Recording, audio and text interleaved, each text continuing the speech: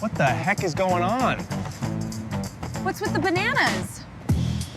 Breaking news. The Nano Banana Pro epidemic is spreading like wildfire. Nano Banana Pro is live on OpenArt, and as you can see, everyone is going bananas!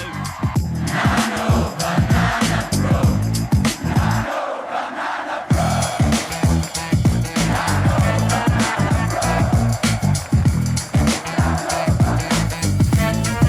Hello, good people of OpenArt. Nano Banana Pro is live on OpenArt, and we're going to take a look at what all the hype is about. We're going to jump right into it. We're going to go over to image here, onto create image, and under the model selection, obviously you just want to make sure that you choose Nano Banana Pro right here. You can choose between 3 output resolutions, 1K, 2K, and 4K. And I would tell you off the bat, if you're new to using this model, I'd encourage you to watch the original Nano Banana video I did just a couple months ago, because everything on that video still applies. Now, it's no surprise that this model can do various styles from realism, anime, 3D. Most models nowadays should be able to do all these various styles. But the strength of this model is its reasoning capabilities. And that's what we're going to focus mostly on today. For example, I have a prompt here to create minimalistic logos.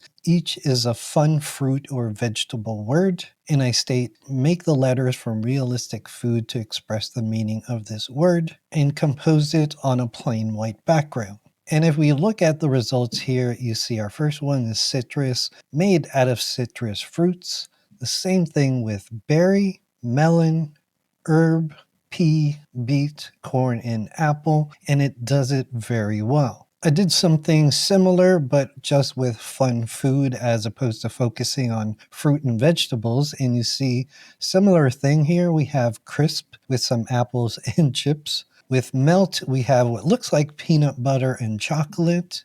A great combination, in my opinion. Reese's Pieces lovers. We've got fizz here mixed with some berries, and I don't know if you can see it, but that does look like carbonated water. That forms the word fizz. And the rest of the words here you can see are very accurately depicted with the proper type of food in the shape of the word. That's really cool. Next, I did a similar prompt using 8 minimalistic logos, and this time in expressive words. And I also wanted to keep it simple, flat vector, black on a single white background. Based on this generation, you see that the model understands exactly what we prompted for. And that's because this model is powered by Gemini 3's LLM. It has very deep world knowledge understanding. Now I wanted to step it up a level. So I have this image of an anthropomorphic banana family. And I simply put in this prompt, create a storyboard for this scene. And the first thing that sticks out to me is that every letter of text is legible. Now, other models can do text well, but not with such a vague prompt. Typically, you have to put in your prompt, panel 1, quotes, establishing shots, so on and so forth. But here I didn't even put any of that. Panel 1, we see establishing shot, Paris Opera House at dusk. Panel 2, character intro, the banana couple. And we see panel 3 and 4 here with clear text that is spelled correctly. It's not always going to get the spelling right, but for the most part, it does a very good job. Here's another variation done more like a pencil sketch, but I was really impressed on how the model composed each panel, even down to the close-up of the banana baby. And then the last panel, they're looking at the sunset and, of course, the supporting text. Then it got me thinking about comic strips. So I took this image for this one character, and the second character, which is supposed to be the villain. These 2 images were done in Seed Dream. I had done these for a recent video I did on social media about start and end frame. So initially, my prompt was create a 6-frame storyboard with 2 characters in image 2. And oh, that should actually say image 1 and image 2, but it knew what I was talking about. And then I specified the ending scene as the 3rd image where they clash, which was this image here. So I used 3 reference images. And as a result of that prompt, I got a nice 6-panel comic strip here. The smaller details in the face get a bit lost, but that's going to happen a lot of times with smaller details, and you will have to correct that. But generally, overall, the results are great. I actually ended up replacing this weapon by uploading another reference image and just focusing on this part. And then I took that one comic panel as a reference image and added this prompt, add captions and speech bubbles to this comic strip that makes sense based on the image. I state here who's the villain and the hero, and that's it. No specific direction in terms of the dialogue. And we see that the model is capable of developing this short little story timeline based on only the 3 images that I used. And I really like this exchange because it's very typical of this style of comic. Such bravado, little hero. Let's see if you can match my power. Your reign of terror ends tonight. And then we have the action sequence where she attacks, she counterattacks, and then some final words. And as mentioned, you see I replaced the weapon here. Infographics has been such a focus on many of the recent models like Seedream, Nano Banana 1, and now with the Pro version of Nano Banana, we see an improvement with infographics. In this example, I have distances between each planet to the sun in kilometers, and I did fact check if these numbers are accurate. So Mercury, we see 57.9 million kilometers away from the sun, and this is accurate based on, I think, the middle of the planet or the outside maybe, but in actual fact, it's more like 46, 47 kilometers from the nearest point. So technically, it's correct. And once again, in terms of the clarity of the words, everything is spelled correctly and all the numbers are legible. We do see here at 778.5 million where it's a little bit hard to make out, but here it's very clear. And once again, my prompt was super simple: create a photorealistic infographic of the solar system complete with names of the planets and the distance between them. So I didn't state whether it be kilometers or miles, but it chose kilometers. I don't have a lot of use cases for infographics. As amazing as that is, it just isn't my thing. But what is are food recipes. And as we take a look at the prompt here, you see I put create an infographic that shows the steps on how to make a Filipino dish, chicken adobo. Being Filipino, this is my favorite food, and yes, I know how to cook it. I was curious to see with a simple, vague prompt if it got the steps correctly. And I tell you, it's pretty damn accurate. You have your key ingredients, obviously chicken. Now this could be pork too.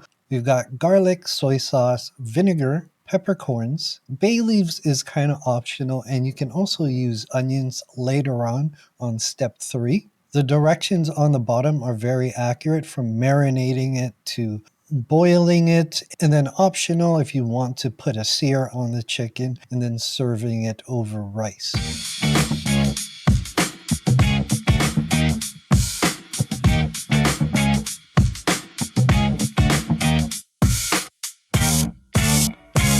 Moving on to poster ads, this is where I see where Nano Banana Pro could be very useful for marketing materials. And once again, you're going to see a running theme where it really doesn't take a very complex prompt anymore to get the results that you want. In my prompt here, I have create a poster ad for a beer called Beer Belly. Fortunately, mine is hidden from view. The setting is a London street at dusk with neon lights, and the tagline should be belch like no one is around. The can design should be masculine and feel like you are at the bar. This generation, I thought it was very creative where they took a man's arm flexing his muscle and made his fist a glass of beer with foam at the top. If that's not masculine, I don't know what is. Here's another variation where they really emphasize the beer belly portion. I really like this one. And we also see the trademark double-decker buses and the black cabs that are known to be in London. And in this example, what stood out to me was the texture of the can. It's got these little dents on it. The fingers are very accurate, even down to the nails. That's really impressive. And you could even see the fingerprints if you really look at it. I like that they put a dog here wearing a hat and what could be a local bar in London. I don't know if this is true. I didn't bother to research it, but it does sound like a local bar. So naturally, it got me thinking about merch. Here at OpenArt, we've been thinking about doing merch. Hey, if that's something you're interested in, let us know in the comments below. As you can see, I always like to wear my hat. And I simply just put in a logo of OpenArt here. And my prompt is create a merchandise line for OpenArt using the logo in the reference images. Place each one according to the merch, complete with baseball cap, hoodie, sports pants, shoes, sunglasses, and an energy drink. Now, I don't think we're going to come up with a drink. I just wanted 6 items. And not to be biased or anything, but I would wear this stuff. Obviously, I love my hats. I love my hoodies. These shoes are okay. I think the logo here is a little big, but some really cool sunglasses. And this energy drink looks pretty cool. This time I prompted for it to be more white dominant. And yeah, I mean, I'm really happy with these results. The energy drink looks really cool. I like the sunglasses. Not a big fan about the shoes, but I do like this part where the logo is. And yeah, I mean, the hat looks the same. I definitely wear that. One of the things I love doing when I'm introducing generative AI to parents or even kids is transforming their drawings or sketches using generative AI to make them photorealistic. Maybe they like anime or 2D comics, whatever the case may be. Here's a reference image that I just pulled from doing like a Google search. And the prompt was make this drawing photorealistic. That's it. It makes the environment like the grass and the weeds and the sky look realistic, but it makes the bunny more like a plush toy. So again, it's a very simple prompt, but it does look like I put a rabbit plushie on the grass and took a photo of it. I changed the style a little bit, just adding 3D CGI Pixar style, and we get this very playful bunny character in a Pixar style. That previous drawing was actually pretty good for a kid's drawing, but this is more realistic for a very young kid. And depending on their age, this is pretty good. I mean, if the kid is like 16 years old drawing this way, then he's probably not the best artist in the world. But I use this as a reference image. And once again, use the same prompt, make this drawing photorealistic. And other than the sun, everything looks photorealistic, even down to the composition of the girl holding her parents' hands. The texture of the trees and the grass, as well as the house, looks very photorealistic. Here's a different variation that also turned out very well. I then tried anime, and this is the result. Although the house looks pretty small, but it is kind of basing it on the drawing composition, right? Searching for these images was pretty hilarious, and I came across this, and I remember seeing this on social media. If you first glance at it, it doesn't look very positive, and then you see here we're snorkeling. So I wanted to convert this into an actual image. And for the prompt, make this drawing photorealistic. The people are snorkeling in the deep ocean, remove the text. So I added just a bit more details, and in terms of composition, it got it pretty spot on, and it made it more clear that they were snorkeling. This time I just added wearing scuba gear. He's even got a camera here. He's taking pictures. You can see the fish in the background. And for the most part, it still honors the original composition, just slightly adjusted. But it's amazing what you can do with a simple prompt in this Nano Banana Pro model. Next, I took this furry-like texture and combined it with this drawing of I would presume is a race car with sort of a flame graphic. And in the prompt, I put transform the simple sketch into a realistic car, follow creative direction of the sketch, and use the colors and texture from the uploaded image. And we get the sports car decked out with that furry texture. Here's a different version where you can see the flame graphic. Even has some headlights and some fire at the back, but it does it very well. Another thing that was really cool for me that it recognized foreground and background And what I mean by that is if you look at the image here, the fist is not in focus, but the face is. And with a simple prompt, we can switch where the focus is. Now the fist is more in focus and we see how blurry the face is. And once again, a very simple prompt, focus on the man's hand, blur his face. One very important thing for me when it comes to generating images and developing characters is consistent characters. And I will tell you, this model is probably the best model in terms of keeping your character consistent. On the screen is a character that I'm personally developing, and I use this one image as a reference. And obviously I wanted to test the consistency of her face and her clothing. My prompt reads, place this woman in a 6-panel image of her doing a fashion shoot in a studio with colorful lighting, keeping her outfit consistent. Looking at the paneled images, we see everything from her jewelry and the crosshair to her studded belt is all consistent. The pattern of her shirt. As I mentioned earlier on in the video, you see her face details, as well as here gets a bit lost, which is still kind of an issue when it comes to full body perspectives. Now, mind you, the size of this panel is very small. So if you were to do a 2K or 4K image of a full body shot, the results are going to be a lot better, which I'll show you in a bit. And in this example, I prompted slightly different and basically being very general, saying a 6-panel image of her doing different things. Once again, keeping her outfit consistent. We see her DJing, skateboarding, singing, taking a selfie in probably an unsafe neighborhood. She's painting and then she's eating some tacos. Seems like a pretty fun woman, don't you think? But once again, all the little details of the outfit are consistent to a T. And then to close this little series of images, this time within the prompt, I put doing different things throughout the day from morning to night. We see her waking up in the morning in her pajamas. She goes for a workout wearing, gym clothing. She's working in a cafe with more of a casual outfit. We do see one scene of her with her original outfit, which is fine. And hey, she cooks too. And then she's wearing pajamas, chilling out watching some TV. So I really love how the model knows to adjust the outfit according to the activity she's doing.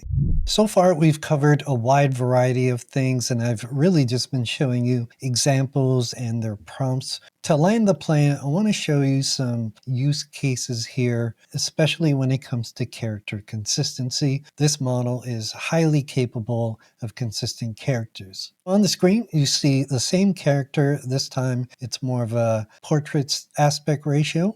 I'm going to use this as a reference image, and I just drag and drop the reference image in one of the slots here. In terms of settings, I'm just going to do 16:9 just so it looks good on this YouTube video, and I'm going to do 2K variations. You can do 4K if you want. And if you're new to prompting, I want you to keep this in mind where when you're prompting, you always want to note the subject, the action, the environment, and if you have to specify lighting, which typically the environment does, you can do that. A good example I like to use a lot is sunrise or sunset. And then you want to state the context and style. So here we identify the woman, which is the subject, sitting on a park bench listening to music. So we're stating the action there. We're giving a bit more detail on that, where she's wearing headphones and reading a book. And then we say in the background is a playground. Also, you'll notice I don't put photorealism or cinematic because it's going to adopt the style of the reference image. The first image we see, it looks very accurate to my prompt. She's reading a book, listening to music. The hands look great. Now, some will argue that she's missing a finger, but from this angle, the pinky is likely underneath her other finger here. And once again, if we look at all the details of her outfit from the necklace, the choker collar, the studded belt and chain, everything is very accurate. I also noticed right here, is that bird poop?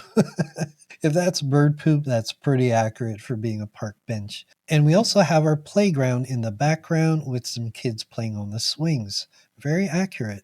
Going back to our original reference image here, let's change it up a bit. And I often see questions in the comments about, oh, how did you get your character driving in the car? Or how did you get your character doing this? I'm actually showing you the process. You just have to change the prompt. Just like what we previously did, we use the same reference image and I'm just changing the prompt here. Place the woman driving in a convertible sports car in a busy street in Las Vegas at sunset. And wow, we even see the Bellagio here. She's driving a sports car top down. A different perspective, although it looks like she better move soon. Looks like she's sitting in the middle of oncoming traffic. Oh, Caesar's Palace, pretty cool. Or if you want her to change clothing, once again, you just have to prompt it. A woman wearing a fancy dress that she would wear attending the Oscar. Now you could be very specific and say a sparkly silver dress or whatever the case may be, you could do that too. I'm being very general because I'm curious to see, again, the knowledge and reasoning of the model. And I really like how they have the Oscar at the back. She's presumably on the red carpet. We have the media folks taking pictures. But other than that, what if you have a dress that you want to put on your character and sort of do like a swap? Here's a swimsuit outfit that's based on her outfit now. And we're going to put that in one of the reference slots. In the prompt, I'm just going to put place the woman wearing the swimsuit of image 2. She's posing in a pool for a fashion shoot. And while that generates, what I'm going to do is bring in another outfit here that I really liked. And we're going to hit confirm. And I'm just going to put swap the outfit from image 2 to image 1. And here's the swimsuit outfit, very accurate based on the generated swimsuit. We have a different pose here. She kind of has like a Rihanna vibe almost, like a young Rihanna. And you see with the dress swap, it worked very well. And because we only prompted for the dress swap, it kept the background of the first image. So for those of you that ask, I have my own clothing line and I want to create my own models wearing my outfits, this is how you do it. It's super simple. And of course, if you're doing AI influencer type of content and you want to take these images and bring them to life, you can simply click on image to video. I'm just going to leave it at Kling 2.5. It's a good all-around model to use. And your prompt doesn't have to be super complicated because you're starting with an image. You don't have to describe her outfit and what she looks like. You just want to focus on some basic things, like the woman is doing a swimsuit fashion shoot, giving it context, posing in various poses, her action, and then we want to state the camera movement. Camera slowly arcs around her. And after a few minutes, you see that we've brought our character to life. Now, we've only scratched the surface at this point with Nano Banana Pro. I would say at the time of recording this video, the hype is definitely real. I'm sure you're going to find some shortcomings with the model, but so far from what I've seen, it's very, very promising. And this era of multimodal image and video models is truly a very exciting time. As always, my friends, let me know what you think in the comments below. Make sure to subscribe if you haven't already, because we will be following up on more videos about Nano Banana Pro. But until that next video, my friends, happy creating.